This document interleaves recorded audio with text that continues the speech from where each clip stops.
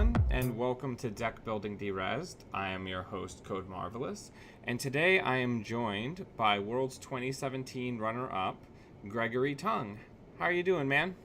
I'm doing great. Thanks so much for having me on. Thank you very much for being here. I'm really excited to talk about this incredibly spicy Hayley deck that you were piloting at the tournament. But before we get into that, why don't you tell me a little bit, Greg, about how you came into Netrunner? You know, you were coming in basically as a dark horse in this world. So talk to me a little bit about how we got there. Absolutely. So I definitely haven't had much of a presence on the competitive scene quite yet.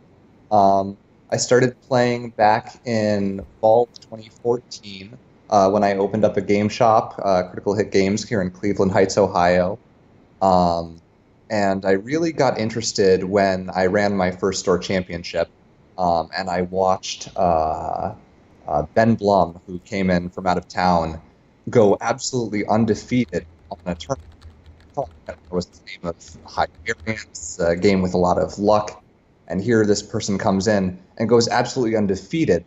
It really opened my eyes to the dimensions of the game and how complex and fascinating and skill-oriented this game really is. And from then on, I tried to find time in between work, playing with my store patrons and trying to play games on JNet. And I finally got to go to a major tournament last year, Worlds 2016.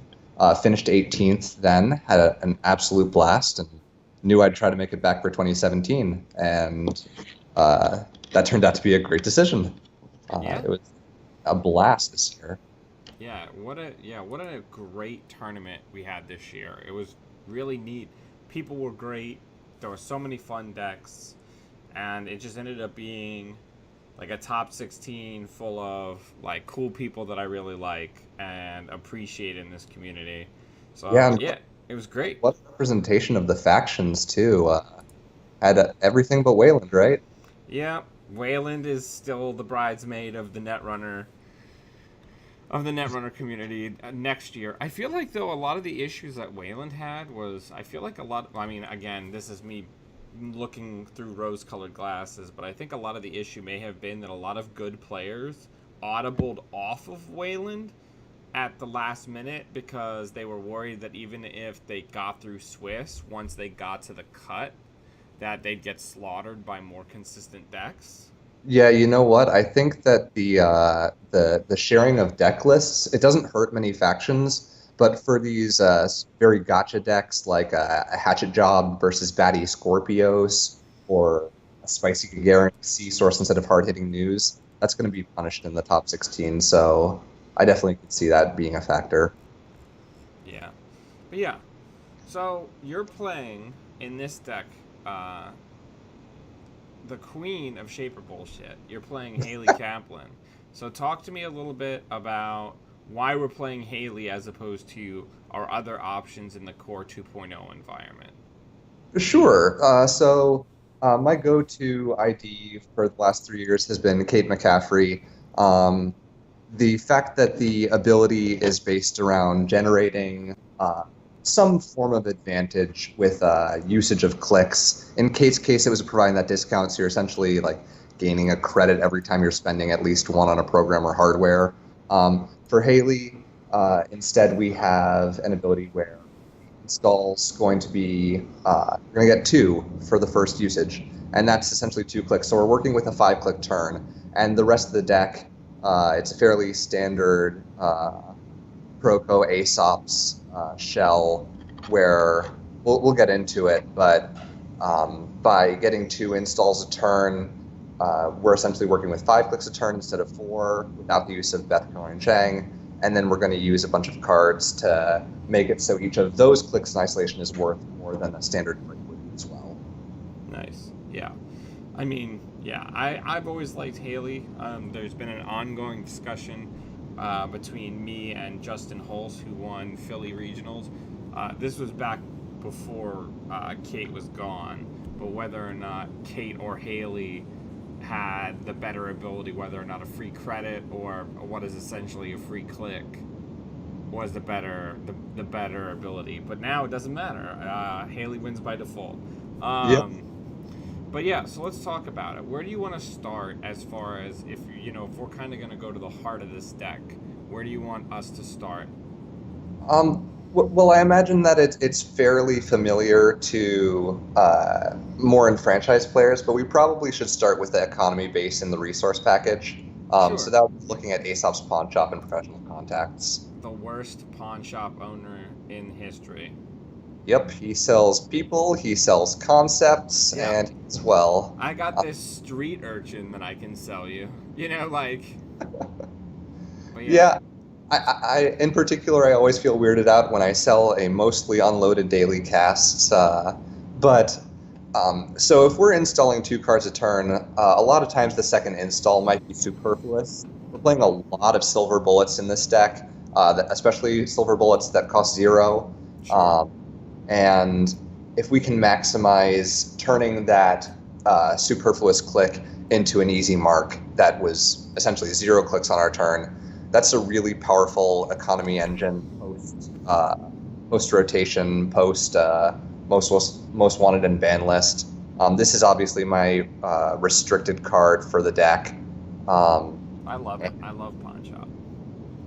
Yeah, I'm not convinced that this version of the deck is optimized for the pawn shop engine. I felt really bad about cutting the one Harbinger that Jason Deng's version had on top deck. But it makes a really decent number of cells, and with Trope, if the game goes long enough, we can go put stuff back in and sell it. So anything that costs 1 or 0 that we're not going to be using in the game, like a cash, maybe we don't have assets for Peritia, maybe we aren't playing against Fast Advance and we don't need the sacrificial constructs, just get them out of there. The other economy card we're working with in the resource area is Professional Contacts. That is a card that's going to give us 2 clicks to value, 1 click and a credit, as opposed to something like Magnum Opus, which is restricted, gives us 2 credits. And this plays a lot better into the Aesop's engine, right? We need cards in our hand that we can play to pitch to the pawn shop. We still want to be advancing our credit differential. And Rocco, it's either that or Laguna Velasco. A lot of the players at World Steer went with Laguna over Professional Contacts.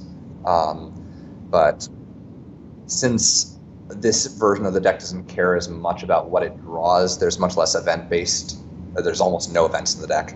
Professional Contacts felt like the correct choice. Yeah, I mean, I feel like people act like that decision is more set in stone than it actually is. You know what I mean? Absolutely. Because I feel like a lot of times when I'm playing a deck that's built around this type of engine, people are like, oh, you gotta have Velasco. I'm like, well, I also like money. Right? Yeah. So I feel like the Laguna Velasco sometimes can work better when you have more 0 drops. Mm-hmm. Where I or if you're on like a technical writer play, whereas Proco's better if you have more silver bullets that actually cost money that are going down. Yeah, and there's a lot of decision points to make during the average game with this particular list, which is something that makes Professional Contacts very attractive. Sure. So we also have a single councilman, a fine card that I'm sure did a lot of work at the tournament. Yep, that was the 8 a.m. special Saturday morning. I wanted one more 0 cost resource that I could sell to the pawn shop. I found I was just a hair under consistency on having cells for the pawn shop. The Councilman, it's fantastic against Marcus Batty, which turned out to be much more present in the metagame than was anticipated. The Ag Infusion Hydra deck runs 3 of those. I ended up playing Scorpios in round 8, where Councilman did phenomenal work. And it can turn off some pretty frustrating assets one time if you're playing against something like a CTM asset spam deck or a Estelle Moon, Lakshmi Smart Fabrics deck. If they're resing at the incorrect time, you can kind of get them once and... Yeah, it's good. All right, so we also have Daily Cast, which we don't need to belabor too much. It's really good money. Yep. The one thing I'll say, if you've never played Pawn Shop before, make sure that when you go down to 2 credits on the casts, that is when you can sell it to Aesops for 3. I was playing with a couple of people in my local meta, and they didn't realize that you could sell it that way. You can't sell it when there's 0 credits on it because it gets removed as a trigger. But Yeah, but the way that, yeah, and for clarification, you can either do that the turn before that drip would happen, or since you control the order in which start of turn effects happen, the turn it would empty, you can take 3 instead. yeah, that's an excellent point. And every credit helps, so paying attention to that's fantastic. We also now have what I think is one of the most ubiquitous Shaper cards, and that is Sacrificial Construct. Absolutely. I was talking to a friend of mine and how Shaper decks these days play 3 Sacrificial Constructs, and he could not believe it. And he stopped playing only like a year ago. But how many roles does it fill right now? It's phenomenal. Right. It's extra hyperdrivers if you're on Tapworm, right? Yep. It's Clot Lock. It's protection from Scorpios. It's a bunch of stuff. Absolutely. And going into the Worlds meta specifically, one deck that I was very attuned to because I was playing it was the CI Brain Rewiring Show of Force combo flatline deck. That deck is so powerful, it can play through so much, and you really need to consistently see that Sacrificial Construct to make sure that you can find the more relevant silver bullets and be able to contest that flat line consistently. Sure. All right. So, as far as multi-access is concerned, you're only really running these 2 top copies of Turning Wheel. Yes. That was something that was consistent with what the top deck version was playing, and I was a little bit skeptical when I was initially working with the deck. The original version had 2 Turning Wheels and 1 Maker's Eye, and what I was finding was that you really have such an incredible control over the remote game with this deck that you can afford to sit back and just get the occasional poke on HQ or R&D, slowly build up that turning wheel. You don't need to close out the game quickly at all. So turning wheel offers that inevitability with the R&D interface gone from the game. It's more attractive than it's ever been. It does a lot of work. Yeah. And I find, like, if you've got a decent board state control, just from my own experience, that if somebody has just like a flat end the run on the outside and you start hammering it to mine counters, you can sometimes bait out an additional ice res, which, may cost you a little bit of money, but it's also slowing the corp down. Absolutely. There's a lot of ways to punish the corp for incorrect ice sequencing. All right, so let's move on to the Icebreaker Suite, because, man, right at that top of that list, you've got Spicy Meatball. Talk to me a little bit about Brahmin. Oh my gosh, I could go for a whole half hour, but I won't.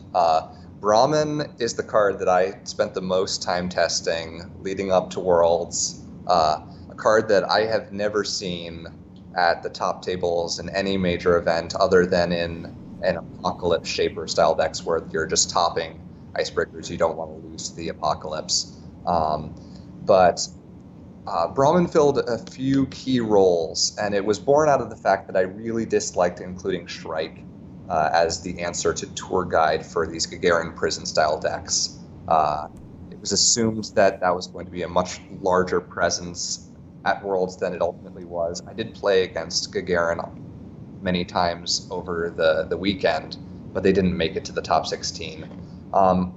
What Brahmin does is it breaks 2 subroutines for 1 credit, which is something that I think most people missed when they're initially perusing through Brahmin.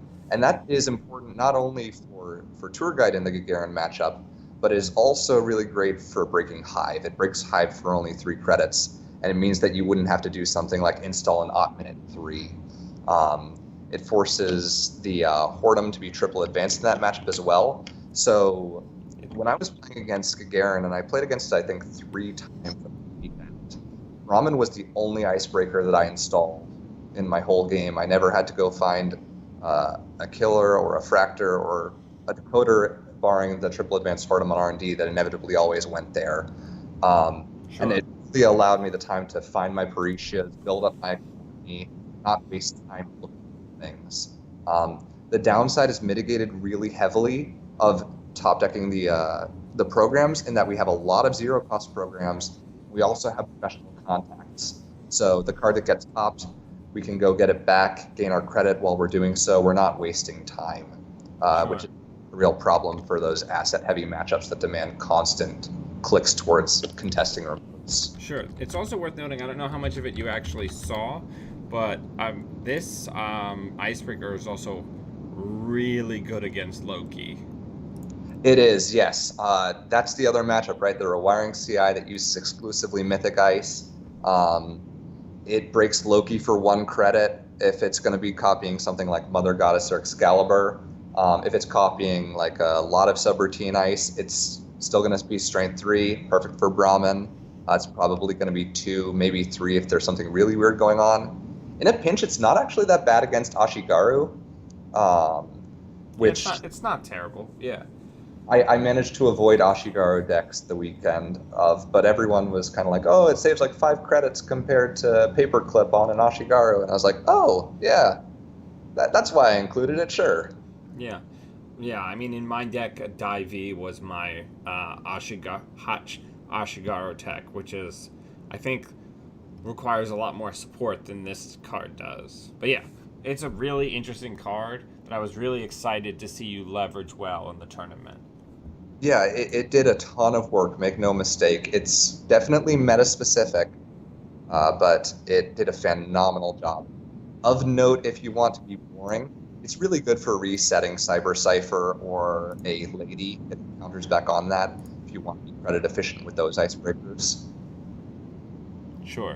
So it's relevant in any matchup, but you're not going to be installing it in every matchup. Sure.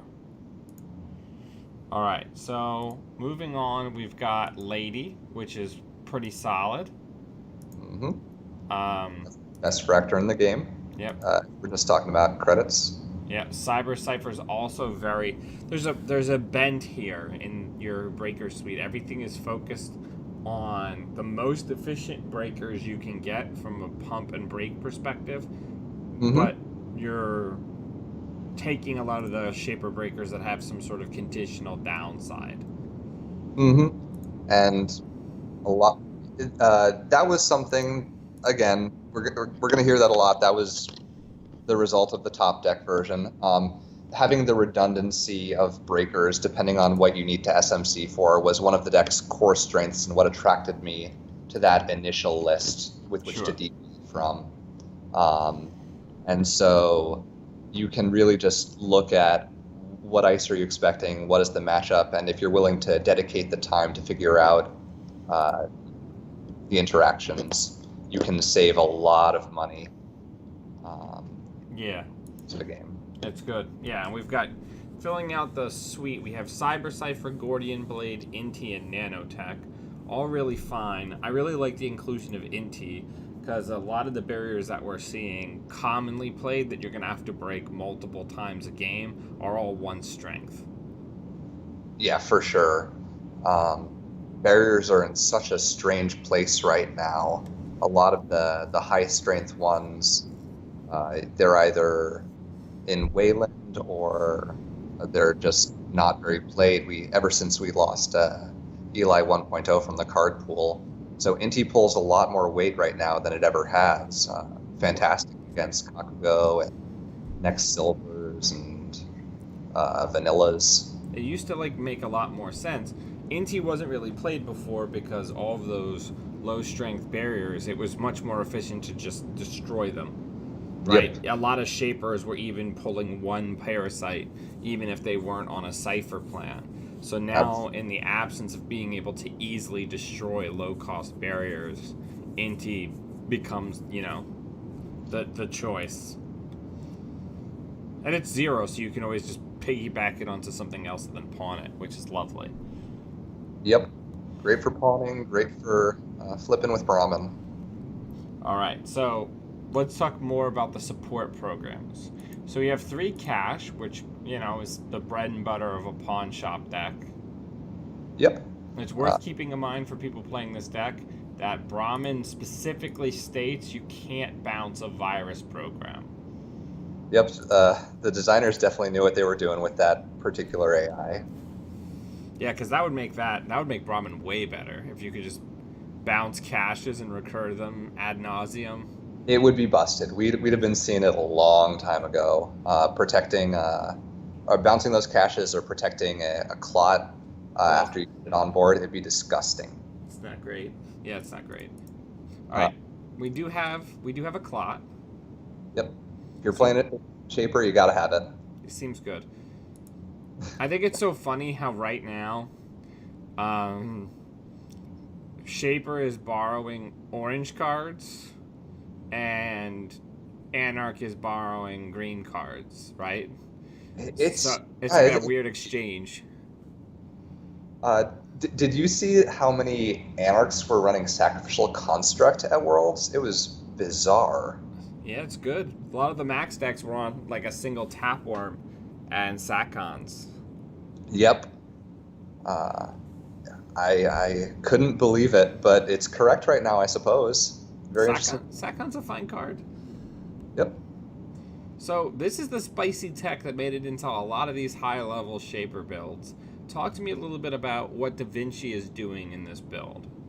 All right, so Da Vinci was discovered as a really interesting way to interact with fast advanced style decks. And what it does is we can actually ignore the first line of text whenever you make a successful run pace of power counter on Da Vinci, because we can use that to install a card already with a cost of 0. So what that does is the main tool that fast advanced decks were using to fight a Clot Sacrificial Construct shell was Best Defense, which can destroy 0-cost cards, and Sacrificial Construct is a 0-cost card.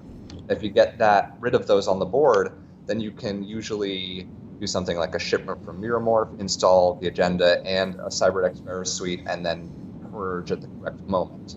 What Da Vinci does is it allows you to keep those Sacrificial Constructs in hand, so you have to, if you're a fast advanced deck, you have to be prepared to purge at least twice. If you're Hayley on, you can use the trigger from Hayley to install Sacrificial Construct, use the Hayley to install a second Sacrificial Construct. So now we have to conceptually purge 3 times if the Hayley deck is operating correctly. Right. And that's what ended up happening in the matchup on stream with Pergamus.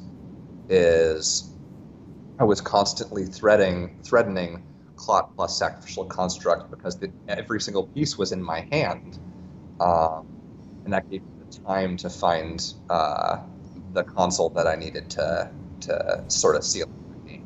Yeah, it was a really nice play around, getting around the usual out that corporations have against Shaper Lock, which is once all the lock pieces are on the table, just procedurally purging through. And it's worth noting that since you don't have clone ship, you can't, put the clot on the table, because once it's gone for the most part, unless you trope it back. Yep, the way for Fast Advance to beat this style of deck without clone chip is just try and convince the Shaper player to actually put the clot on the table, and making that as difficult to deal with as possible is the way to fight back. Da Vinci helps with that a lot. So we have Deckbuilding, which is a really nice Daemon card. And I have to imagine I didn't catch as much of your games as I would have liked because I was focused on the stream at that time. But I imagine a lot of times you're probably putting Brahmin on here, both for the MU reduction and for the reinstall reduction. Late game, yeah. Early game, it's going to work with 2 of the support programs. One, it's going to give you 1 extra credit for cash, and the other is, Hyperdriver. So it hyperdriver, that's incredibly demanding, and you want to make sure that you consistently get that going because it's so good with professional contacts. Gaining 6, drawing 6, it's leagues better than Diesel is for that value. Sure. And, And, uh, it's worth noting that Degdeer is like better than Leprechaun in literally every way. now that Diaper's gone the way of the dinosaur, yeah, I'd agree with you. But yeah, and misdirections pretty straightforward. You gotta have it against certain matchups, or you just die. Mm-hmm. Yep, hard-hitting news is a card. You have to respect it. It's one Yep. of the best corp win cons in the game right now. And you don't want to be spending 4 clicks because then they're gonna use that to create a window. Yep. And since we're on the pawn shop plan, if it doesn't matter, install it for 0, sell it. Yeah. That's the thing I've always liked about these style builds. Parisia fills that role as well. Anything Mm, you don't need, you can just piggyback onto another install, then pawn. you got it. Yeah, Parisia is really good. Um, I saw I saw a lot more upgrades than I was anticipating at this Worlds. How much value do you think you got out of Parisia from a trashing perspective during the tournament? I think the only real times that I kept Pericia to trash things was the Gagarin matchup, which I seem to be paired up against Gagarin players a lot more than the average Worlds competitor. Um, I guess I'm glad it was me because one, I really enjoy that matchup. I think it's really interesting, um, and I had to fight it consistently. Um, but yeah, outside of that, there's not there. It's Gagarin and CTM, which is going to be on the board for more than one turn. Right. Yeah, that makes sense. So we have self-modifying code, which is turns out a really good shaper program. Just really solid. Who knew? Of Yeah. note, that's one of the tools that lets you activate Hayley's ability mid-run on your turn. So it has even more value in Hayley than it would in a traditionally fantastic shaper deck. But Sure. always run 3. Always run 3. It's great. And then we have Trope, which we previously discussed. Since we already have a restricted card, we can't use the in-faction levy. So Trope lets us create a very lean late game reshuffle of whatever things we want to recycle in pawn or whatever tools we had to throw away early that we need back. Absolutely. There weren't too many matchups at Worlds where the game was going to go that long, but if you're playing against a much more grindy, attrition-based deck, and you're going to run out of things to sell to the pawn shop and you still need the credit total to stay high, Trope will do that for you. Yeah. So we've got 2 consoles. Oh, spicy, spicy. We have Astrolabe, which is just, it's so good. Like the Yep. value of this card is so good. Could you argue that it's the best console in the game? I mean, I think in the absence of Desperado, you could easily make that claim that it's the most universally, it's the most ubiquitous console because it's always going to give you value no matter what type of deck you're on. For sure. Absolute worst case scenario, it's an Akamatsu Mem chip. That card was so good it got removed from the core set. Right. With that, it's an Akamatsu Mem chip that also gives other value. It's Yeah, if you draw 2 cards, it's done its job. If you're drawing like 8 to 10 against an asset spam deck, it is phenomenal. it tastes good.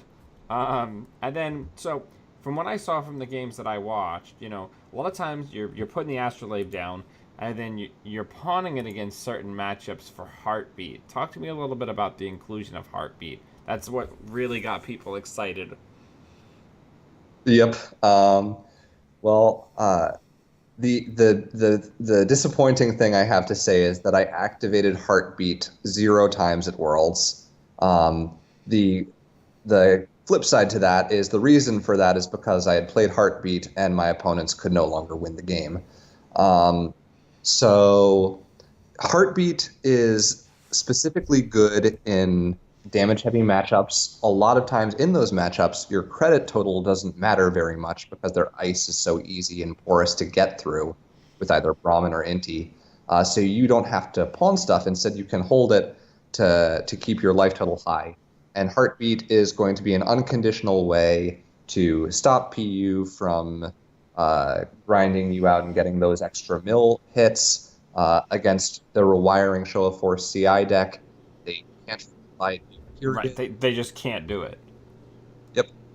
So it's definitely a pretty big commitment of 3 influence, but it does its job extremely well.